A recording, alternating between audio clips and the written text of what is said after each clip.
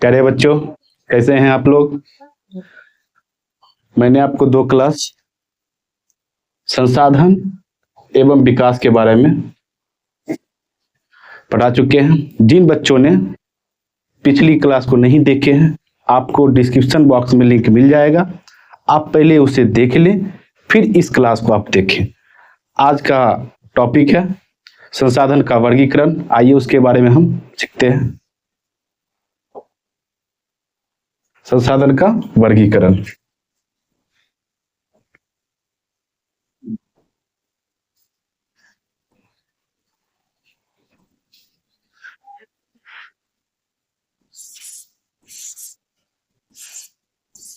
संसाधन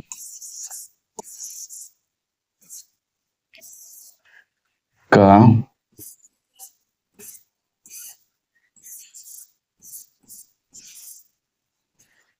वर्गीकरण।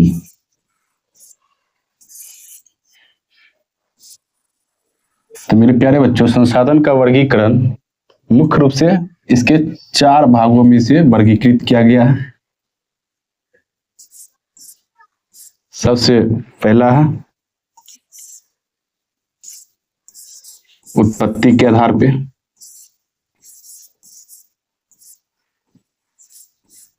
उत्पत्ति के आधार पर।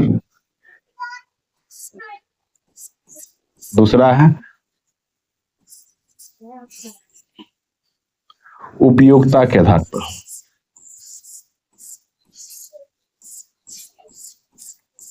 उपयोगिता के आधार पर।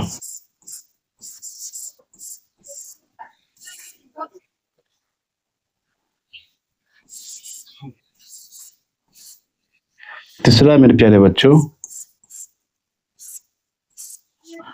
स्वामित्व के आधार पे।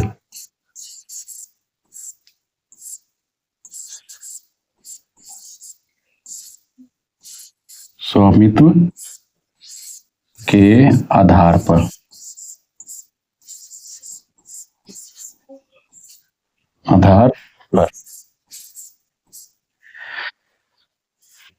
चौथा जो है मेरे प्यारे बच्चों, विकास के आधार पर।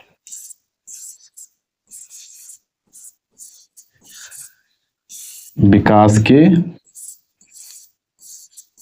आधार पर।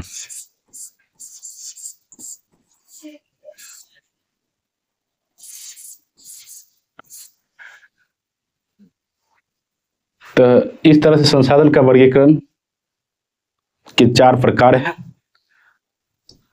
उत्पत्ति के आधार पर, उपयोगिता के आधार पर और स्वामित्व के आधार पर, विकास के आधार पर। अब हम इसे के भी और प्रकार हैं। आइए इसको हम एक एक करके आपको सभी की सरल परिभाषा सिखाते हैं।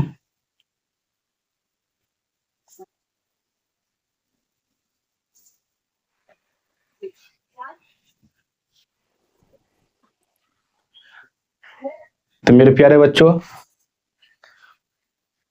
उत्पत्ति के आधार पर।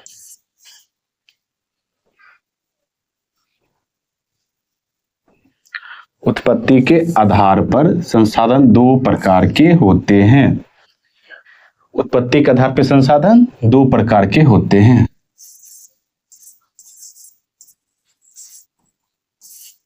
उत्पत्ति के आधार पर। उत्पत्ति के आधार पर कितने प्रकार के? 2 प्रकार के। तो देखिए,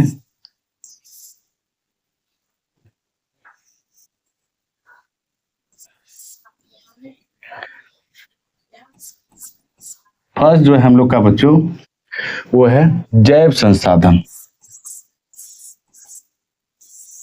जैव संसाधन।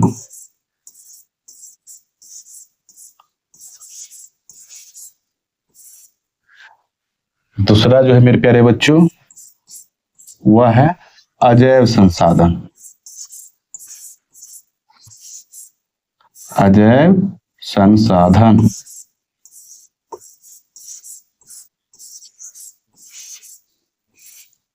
तो अभी आप सीखे उत्पत्ति के आधार पर संसाधन दो प्रकार के होते हैं। एक होते हैं जैव संसाधन, दूसरा होते हैं अजैव संसाधन। इसकी बहुत ही सरल परिभाषा है। जैव मतलब इसमें क्या पाए जाते हैं? सजीव के गुण। इसमें क्या पाए जाते हैं? सजीव के गुण।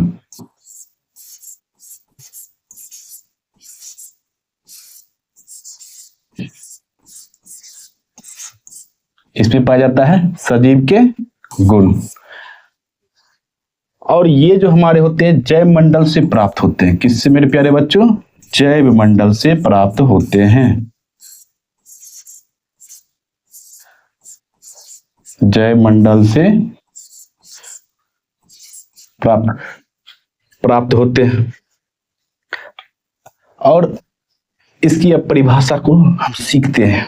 आइए, जैव संसाधन ऐसे संसाधन की प्राप्ति कहां से होते हैं? जैव मंडल से होती है।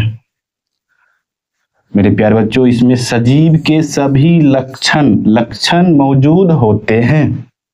इसे ही हम क्या कहते हैं? जैव संसाधन कहते हैं। इसे ही हम क्या कहते हैं? जैव संसाधन कहते हैं। तो जैव संसाधन में सजीव के गुण होंगे और ये कहां से प्राप्त होंगे? जैव मंडल से प्राप्त होते हैं। इसे ही हम क्या कहेंगे? जैव संसाधन कहेंगे। इसका कुछ उदाहरण सीखते हैं। मनुष्य, वनस्पति, मत्स्य, पशुधन एवं प्राणी समुदाय। तो मेरे प्यारे बच्चों, इसका उदाहरण हम लोगों ने क्या सीखे?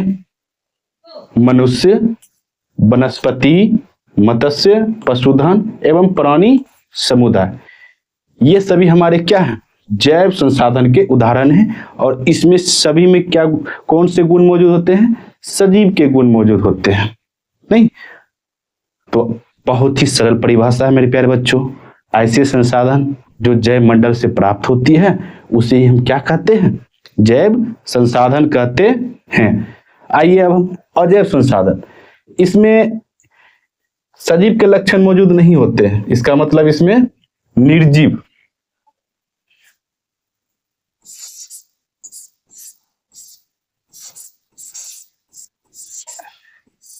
निर्जीव के गुण मौजूद होते हैं।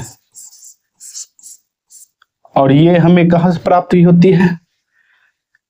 ये निर्जीव के समूह होते हैं। जैसे हो गया हमें चट्टान, धातु और खनिज। इन सब में किसका गुण पाया जाता है?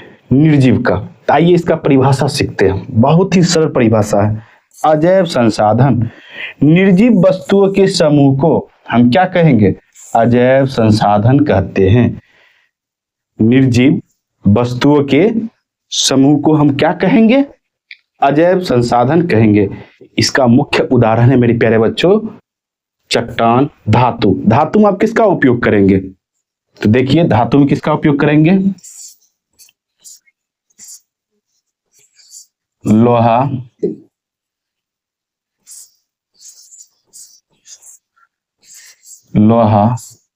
तांबा, इन सब को हम क्या बोलेंगे? धातु। इन सब का हम लोग उपयोग करते हैं। तो इनकी उत्पत्ति, ये सब उत्पत्ति होता है। क्या आप लोहा बना सकते हैं? नहीं बना सकते मेरे प्यारे बच्चों। क्या आप तांबा बना सकते हैं? नहीं बना सकते हैं। इसी तरह से ये सब उत्पत्ति के आधार पे गॉड गिफ्टेड है। नहीं, प्रकृति हमें प्रदत्त करती है। उसके आधार पे हम लोगों ने सीख लिया जैव संसाधन और अजैव संसाधन। आइए दूसरी टॉपिक बढ़ते हैं।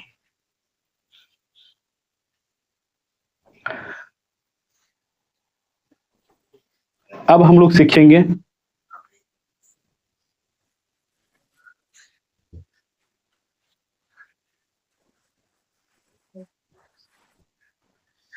आइए मेरे प्यारे बच्चों, अब हम लोग सीखते हैं उपयोगिता के आधार पर। उपयोगिता के आधार पर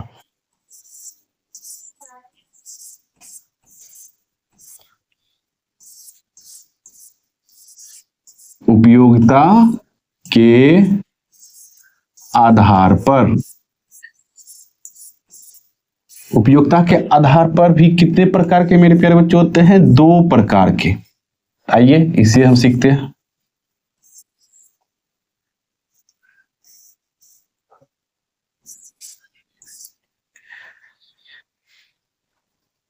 एक होते हैं नवीकरणीय, नवीकरणीय, और दूसरा होते हैं अनवीकरणीय।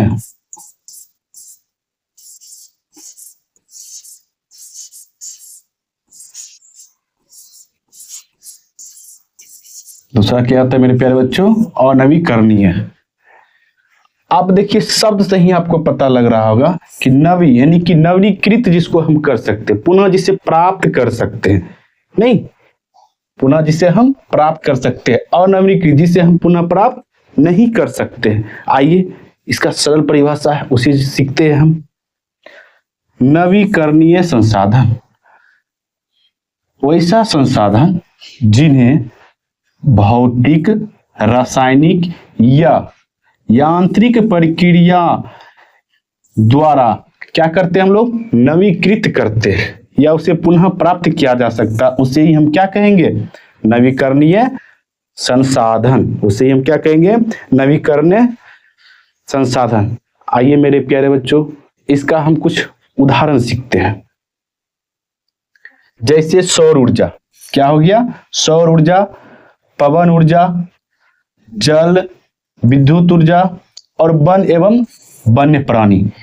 हम इसे जितना बार हो सके उतना बार उपयोग करेंगे, ये समाप्त नहीं हो सकता, नहीं। जैसे अब सौर ऊर्जा का हम उपयोग करेंगे, जितना अधिक से अधिक उपयोग करेंगे, लेकिन ये समाप्त नहीं हो सकता है। पवन ऊर्जा भी समाप्त नहीं हो सकता। जब तक ये पर्यावरण रहेगा तब तक हमारे पवन ऊर्जा ये सारे हम लोग क्या कर सकते हैं? वायु का उपयोग हम लोग करते हैं। बहुत ही सरल परिभाषा था, इसे आप सीख गए होंगे। नवीकरणीय संसाधन, इसका उदाहरण याद रखना है, आपको ऑब्जेक्टिव में दे करके पूछ लिया जाता है। आइए अब हम सीखते हैं अनवीकरणीय संसाधन, ये क्या होता है। तो देखिए मेरे प्यारे बच्चों, अनवीकरणीय संसाधन ऐसे संसाधनों का विकास लंबी अवधि कहने का मतलब यह हुआ मेरे प्यारे बच्चों, बहुत ही अधिक समय लगता है।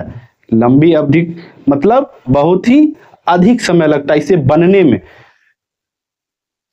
और ये जटिल प्रक्रियाओं के द्वारा निर्मित होती है। ऐसा नहीं कि एक ही दिन में, ये जटिल प्रक्रियाओं के द्वारा निर्मित होती है। और इसे बनने में कितने वर्ष लगते हैं? लाखों वर्ष लगते हैं। इसे ही हम क्या कहते हैं? अनवीकरणीय संसाधन। यह चक्रीय नहीं है। चक्रीय मतलब इसे हम पुनः प्राप्त नहीं कर सकते। चक्रीय मतलब इसे हम पुनः प्राप्त नहीं कर सकते हैं। जैसे जीवाश्म ईंधन। अब इसका उदाहरण आपको समझाते हैं। यदि आप मोटरसाइकिल में 1 लीटर पेट्रोल भराइएगा और बोलिएगा कि हम इसको है ना जीवन भर उसका उपयोग करेंगे, तो कर सकते हैं? नहीं हो सकता है। 40 किलोमीटर जाइएगा आपको वो समाप्त हो जाएगा। फिर सोचिएगा कि उसमें हम 1 लीटर पेट्रोल दिए थे, फिर उसका हम दोबारा उपयोग करेंगे, तो आप नहीं कर सकते हैं। इसी तरह से यदि आप कोयला ले आए, कोयला को जला लिए, तो आपको क्या मिलेगा? राख मिलेगा। तो क्या फिर उस राख से आप कोयला प्राप्त कर सकते हैं? नहीं कर सकते। बहुत लंबी अवधि लगता है कोयला को बनने में, अवशेष से निर्मित होती है। इसका मतलब यह हुआ कि अनवीकरणीय संसाधन को बनने में लाखों वर्ष लगते हैं। और सबसे महत्वपूर्ण बात है कि यह में बहुत ही समय का क्या होता है? योगदान होता है। आइए मेरे प्यारे बच्चों, बहुत ही इसकी सरल परिभाषा था नवीकरणीय और अनवीकरणीय संसाधन का। आप अच्छे से सीख गए होंगे।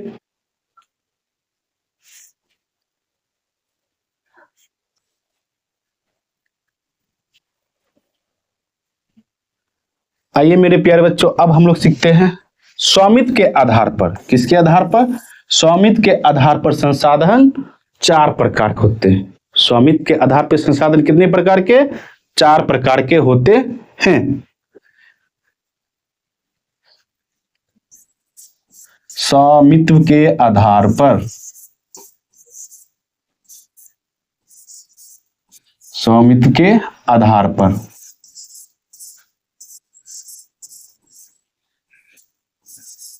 कितने प्रकार के? 4 प्रकार के। आइए उसे हम जानते हैं एक एक करके। सबसे प्रथम आता है निजी,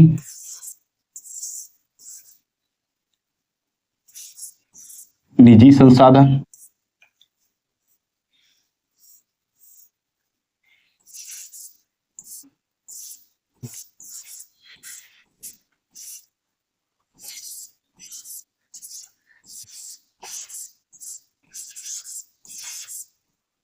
इसी संसाधन को व्यक्तिगत संसाधन भी कहते हैं। उसके बाद सामुदायिक, सामुदायिक,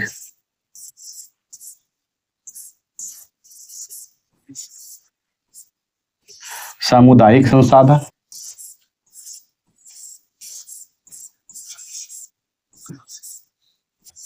इसके बाद मेरे प्यारे बच्चों राष्ट्रीय संसाधन,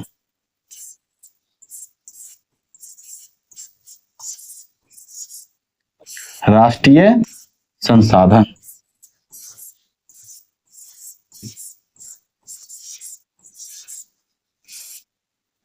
और आपका लास्ट है अंतरराष्ट्रीय संसाधन।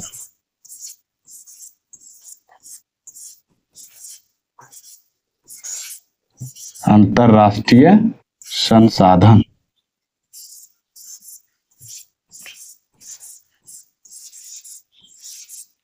अंतरराष्ट्रीय संसाधन। तो हम लोगों ने सीखा स्वामित्व के आधार पर संसाधन कितने प्रकार के? 4 प्रकार के। स्वामित्व के आधार पर संसाधन कितने प्रकार के? 4 प्रकार के। फर्स्ट है हम लोग का क्या चीज? निजी संसाधन, इसी को हम लोग बोलते हैं व्यक्तिगत संसाधन। दूसरा है हम लोग का सामुदायिक संसाधन, इसी को हम लोग बोलते हैं समूह भी बोल सकते हैं। और तीसरा है हम लोग का राष्ट्रीय संसाधन। और लास्ट हम लोग का चौथा है वह है अंतरराष्ट्रीय संसाधन। आइए हम इसकी एक एक सरल परिभाषा आपको आसान भाषा में समझाते हैं। व्यक्तिगत संसाधन, ऐसे संसाधन किसी खास व्यक्ति के अधिकार क्षेत्र में होता है। व्यक्तिगत संसाधन ऐसे संसाधन किसी खास व्यक्ति के अधिकार क्षेत्र में होता है। इसका अर्थ यह हुआ कि सिर्फ और सिर्फ एक ही व्यक्ति का अधिकार हो सकता है, तब तो अधिकार क्षेत्र आया ना। सिर्फ और सिर्फ एक ही व्यक्ति का अधिकार क्षेत्र हो सकता है, जिसके बदले हम लोग क्या करते हैं? सरकार को टैक्स देते हैं। क्या देते हैं? सरकार को लगाम, यानी कि टैक्स भरते हैं हम लोग सरकार को।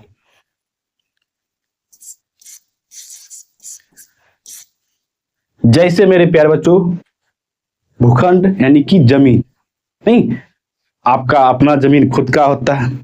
यदि मैं बोलूं कि आप अपने हिस्से में से मुझे दे दीजिएगा तो बोलिएगा मेरे पिताजी का जमीन है सर, आपको कैसे दे दे? नहीं, तो इसका मतलब क्या हुआ? आपका स्वयं का अधिकार है ना, निजी अधिकार है। इसी कारण से जिस पे आपका स्वयं का अधिकार होते हैं उसे ही हम क्या कहेंगे? व्यक्तिगत संसाधन कहेंगे। उसके कुछ और भी उदाहरण हैं, जैसे कि बाग बगीचा हो गया, तालाब हो गया, कुआं हो गया। ये सब क्या होते हैं? निजी संसाधन होते हैं। तो मेरे प्यारे बच्चों आप व्यक्तिगत संसाधन सीख गए होंगे। बहुत ही इसकी सरल परिभाषा है। निजी संसाधन सीख गए, इसी को निजी संसाधन भी कहते हैं, इसी को व्यक्तिगत संसाधन भी कहते हैं। इसका उदाहरण आपको याद रखना है। एक एक उदाहरण बताएं। तालाब हो गया, कुआं हो गया। आइए दूसरा टॉपिक बढ़ते हैं। अब इस पे आते हैं हम लोग सामुदायिक। कैसा संसाधन? ये सामुदायिक। सुनने से ही और शब्द से ही स्पष्ट पता चल रहा है समूह।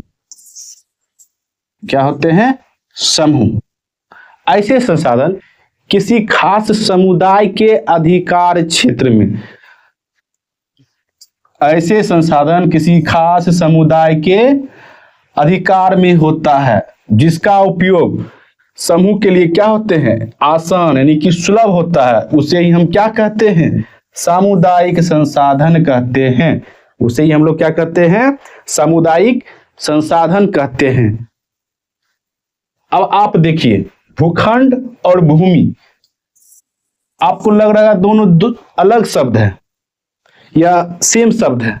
तो मेरे प्यारे बच्चों, आज से आप पहले प्राचीन समय में जब हम लोग भूमि का उपयोग करते थे तो किसी प्रकार का कोई टैक्स देते थे? नहीं देते थे। आराम से हम लोग अपने जलवायु के मानसून के आधार पे हम लोग अपना धीरे धीरे बढ़ते जाते थे और भूमि का उपयोग करते हुए आगे निकल जाते थे। शमशान,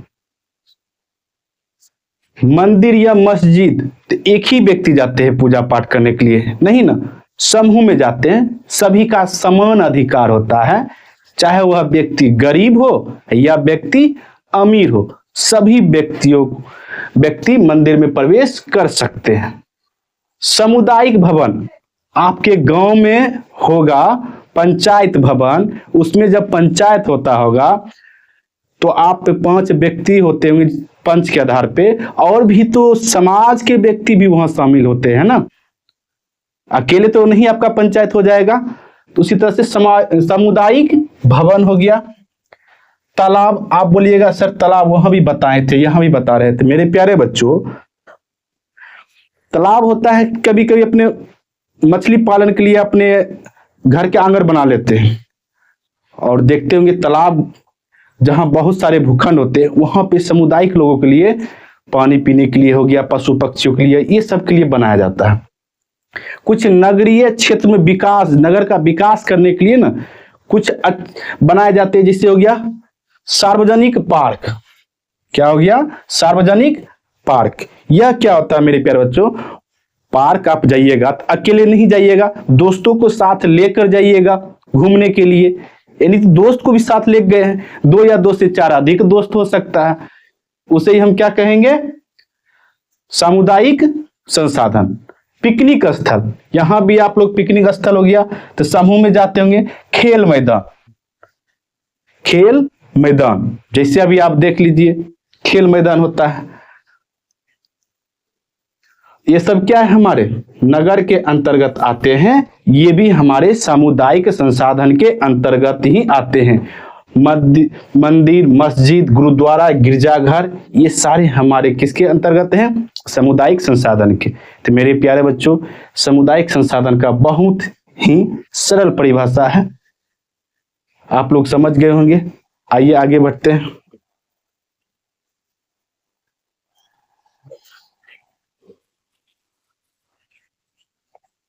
मेरे प्यारे बच्चों, सामुदायिक संसाधन हम लोग सीख लिए। अब हम लोग सीखते हैं राष्ट्रीय संसाधन। राष्ट्रीय संसाधन, यदि हम राष्ट्रीय संसाधन की बात आपको बोले तो जो हमारे पॉलिटिकल बाउंड्रीज होते हैं वो भी हमारे एक राष्ट्र के अंतर्गत ही होते हैं ना। जैसे मेरे प्यारे बच्चों,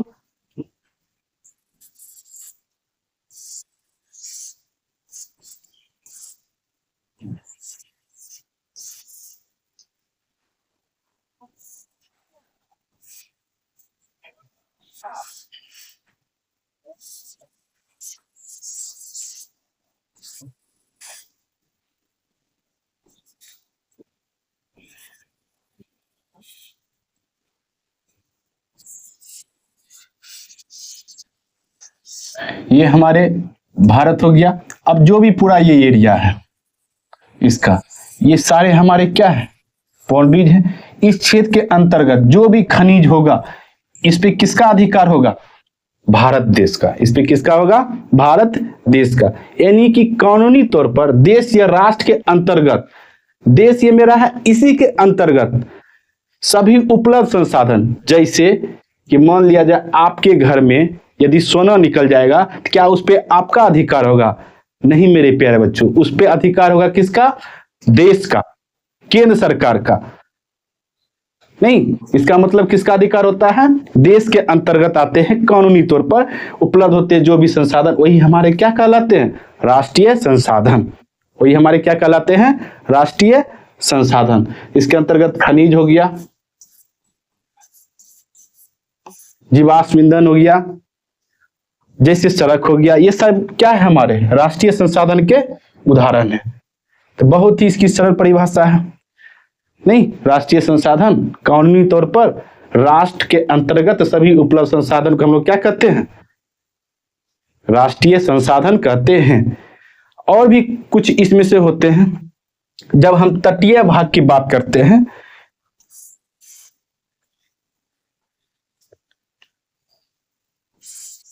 तटीय भाग की बात करते हैं, तटीय भाग जो समुद्र के जलीय क्षेत्र से घिरा होता है, उसी को हम क्या बोलते हैं, तटीय भाग कहते हैं। इसके अंतर्गत कुछ व्यापारिक क्षेत्र सीमा निश्चित की जाती है देश के बीच कि हाँ आप इस क्षेत्र में व्यापारिक कर सकते हैं।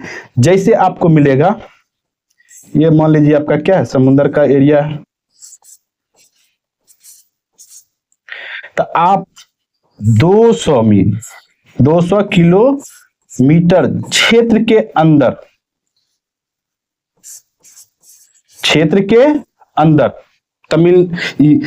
तटीय भाग में क्षेत्र के अंदर कितना किलोमीटर, 200।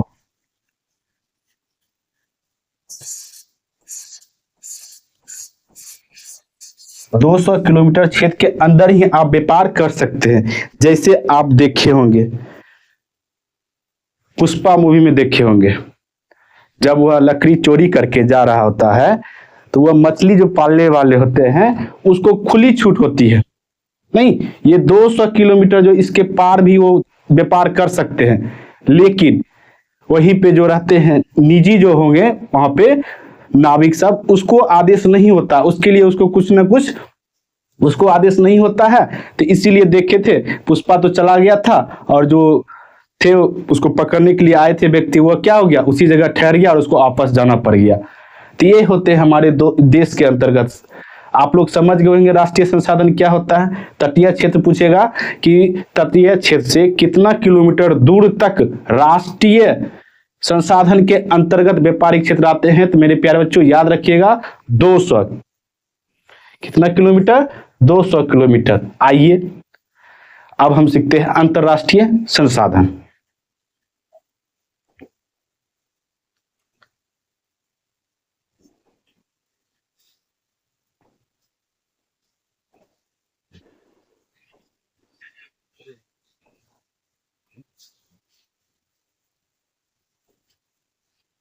अंतरराष्ट्रीय संसाधन देखिए,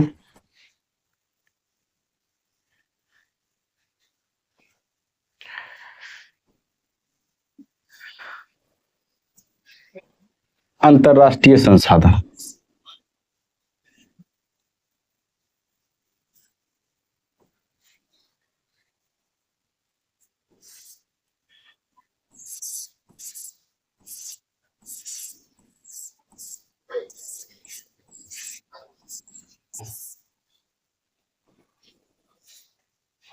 अंतरराष्ट्रीय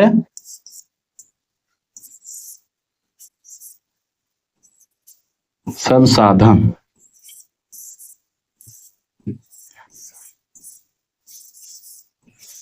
तो मेरे प्यारे बच्चों, इसका भी परिभाषा बहुत ही सरल है। इसका भी परिभाषा बहुत ही सरल है।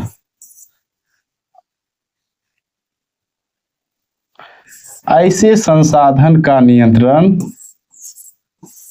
ऐसे संसाधन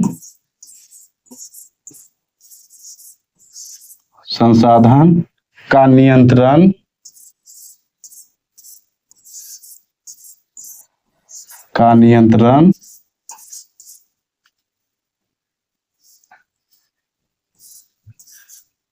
ऐसे संसाधन का नियंत्रण अंतरराष्ट्रीय संस्था करती है।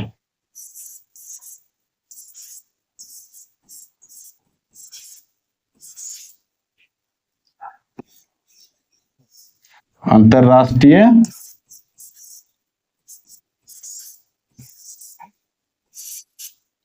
संस्था करती है।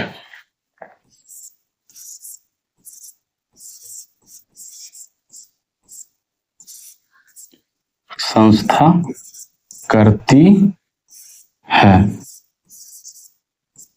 इसे ही हम लोग क्या कहते हैं, अंतरराष्ट्रीय संसाधन।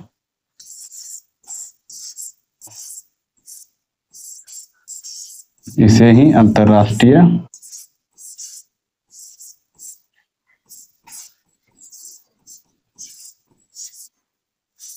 संसाधन कहते हैं।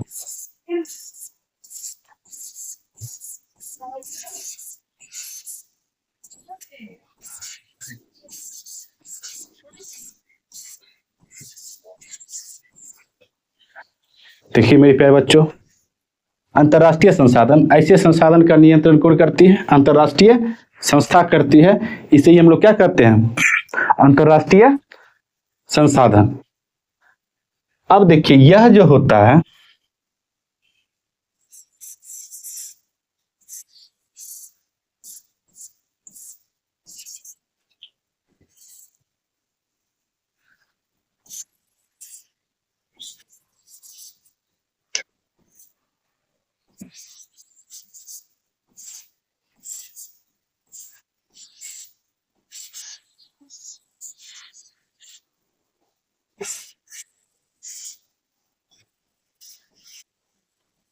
देखिए यह भारत के अंतर्गत जब व्यापारिक क्षेत्र दिया जाता है, खुली छूट होती है। कैसे? देखिए ये हमारे क्या है?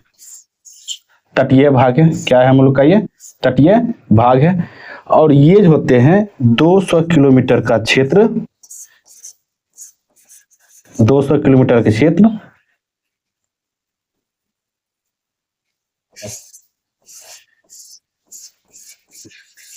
दो 200 किलोमीटर तक का क्षेत्र से जो बाहर होते हैं, ठीक, 200 किलोमीटर क्षेत्र तक, इसके ऊपर आप व्यापार कर सकते हैं, खुली छूट है। लेकिन इसके बाद आपको जो व्यापार करना होगा वह अंतर्राष्ट्रीय संस्था के अंतर्गत ही आप कर सकते हैं, अन्यथा आप उस पे किसी भी प्रकार का कोई कार्य नहीं कर सकते हैं मेरे प्यारे बच्चों। यही हम समझाते हैं और इसी को बोलता है 200 किलोमीटर समुद्री क्षेत्र को, जो तटीय क्षेत्र थे, उसे ही हम लोग अपवर्जक आर्थिक सीमा भी कहते हैं। अपवर्जक आर्थिक सीमा कहते हैं, इसी को बोलते हैं हम लोग अपवर्जक आर्थिक सीमा। नहीं तो आप लोग अंतर्राष्ट्रीय संसाधन अच्छे समझ गए होंगे। आइए अब हम आगे बढ़ते हैं। अब हम लोग लास्ट हैं, वर्गीकरण पे लास्ट पहुंचे मेरे प्यारे बच्चों। क्या है? विकास के स्तर पर संसाधन के कितने भाग हैं? तो कहिएगा सर 4 भाग। विकास के स्तर पर कितने भाग हैं? 4 भाग है। नहीं, विकास के स्तर पे 4 भाग हैं। आइए इसे एक एक करके हम जानते हैं। सबसे पहले है संभव, यानी कि संभावित संसाधन। क्या है? संभावित संसाधन। ऐसे संसाधन जो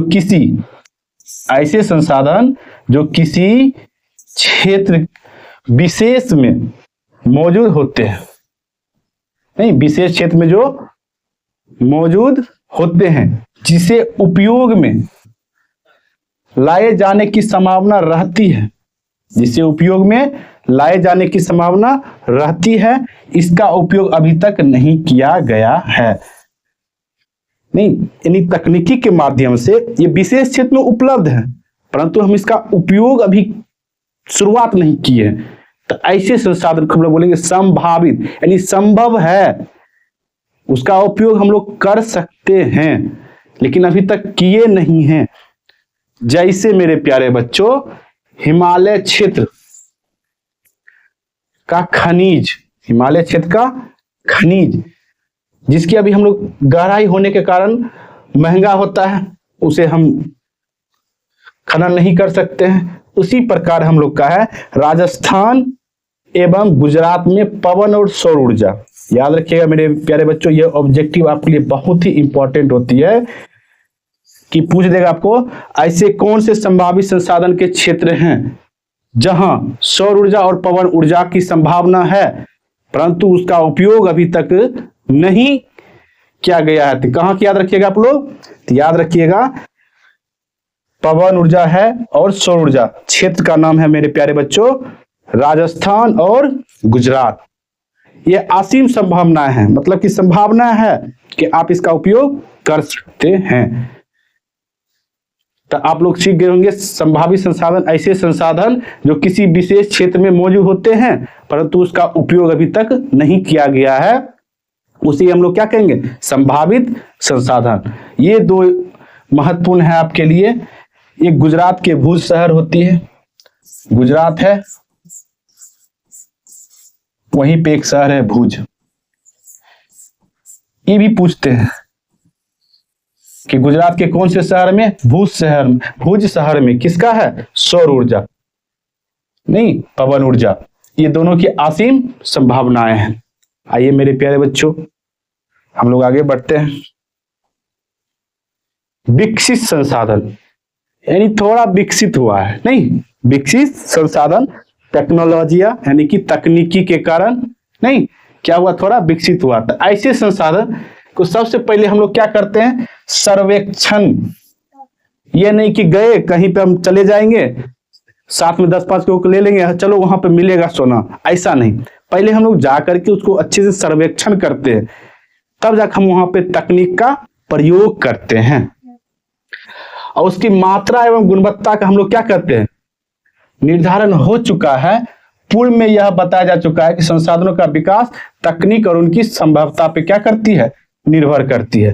तकनीक और संभाव्यता पर क्या करती है, निर्भर करती है। इसे ही हम लोग क्या कहते हैं, विकसित संसाधन कहते हैं। इसे ही हम लोग क्या कहते हैं, विकसित संसाधन। जैसे मेरे प्यारे बच्चों हिमालयी क्षेत्र में भूतापीय ऊर्जा, जैसे हो गया भूतापीय ऊर्जा, हिमालय क्षेत्र में कौन सा हो गया, भूतापीय ऊर्जा का, भूतापीय ऊर्जा।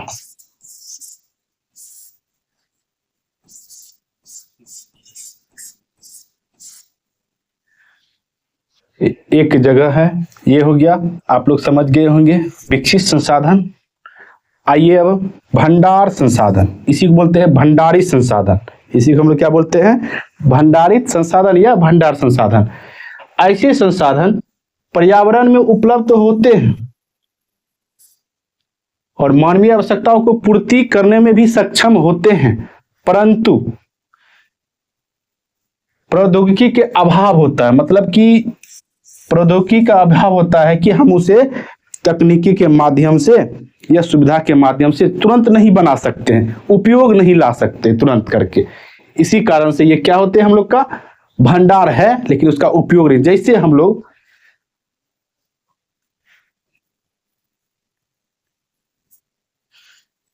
जैसे होता है मेरे प्यारे बच्चों जल, तो क्या है जल, सभी को पता होगा नहीं, हाइड्रोजन होते हैं और क्या होते हैं, ऑक्सीजन होते हैं नहीं, और मिलके क्या बनते हैं, H2O। क्या बनते हैं, H2O। ये हमारे जल बनते हैं।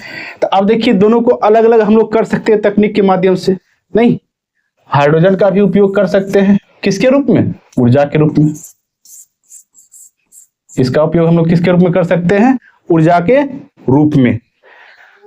यानी कि संभावना तो है नहीं, संभावना है, तो इसी को हम लोग क्या बोलते हैं, भंडारित संसाधन। भंडार में उपलब्ध है और उसे हम तकनीक के माध्यम से उपयोग नहीं कर पाते। आइए आगे बढ़ते हैं हम लोग। लास्ट है हम लोगों का संचित कोष संसाधन। क्या होता है संचित कोष, वास्तव में ऐसे संसाधन क्या होते हैं, देखिए ये जो होता है ना भंडार का ही अंश होता है। भंडार संसाधन के ये क्या है, अंश होते हैं जिन्हें उपलब्ध तकनीक के आधार पर प्रयोग में लाया जा सकता है। किसके, तकनीक, क्या होता है यह तकनीक यानी कि टेक्नोलॉजी का प्रयोग कर इसका हम लोग क्या कर सकते हैं, उपयोग कर सकते हैं। इनका तत्काल उपयोग प्रारंभ नहीं हुआ है और इसका हम लोग किसमें उपयोग करेंगे, भविष्य में। जैसे हम लोग बांध बना करके, ऐसे अभी प्रयोग तो करते ही, उपयोग लाते हैं, बांध बना करके हम लोग विद्युत ऊर्जा का उत्पादन कर सकते हैं और इसका भी हम लोग करते भी हैं बहुत जगह बांध बना करके नहीं। धीरे धीरे ये प्रक्रिया जारी है क्योंकि अब टेक्नोलॉजी बढ़ गया है तो हम इसका भी क्या करते हैं, उपयोग करते हैं। बहुत ही सरल परिभाषा था इसका भी, संचित कोष संसाधन। इन सब में से आपका वर्गीकरण में से बहुत महत्वपूर्ण है आप लोगों के लिए स्वामित्व के आधार पर, ये आपको प्रश्न पूछता ही पूछता है।